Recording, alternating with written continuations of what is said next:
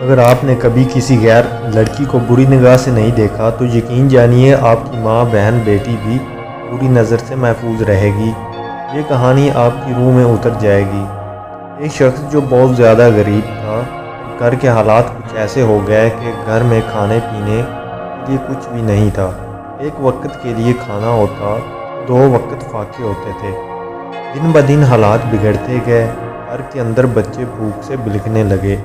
گھر میں سب سے بڑی بیٹی تھی، اس سے چھوٹے بہن بھائیوں کی یہ تڑپ برداشت نہیں ہوتی تھی۔ اس نے ایک دن دل میں ارادہ کیا کہ وہ اپنے بہن بھائیوں کے لیے کھانے کا سامان لے آئے گی، بے شک اس کے لیے اسے کسی بھی حد تک جانا پڑے۔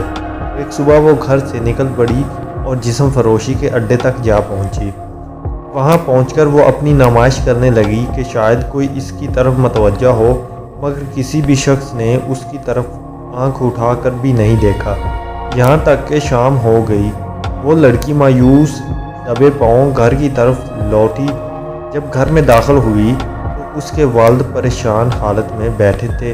بیٹی کو دیکھتے ہی پوچھنے لگے کہ بیٹا کہاں چلی گئی تھی تم؟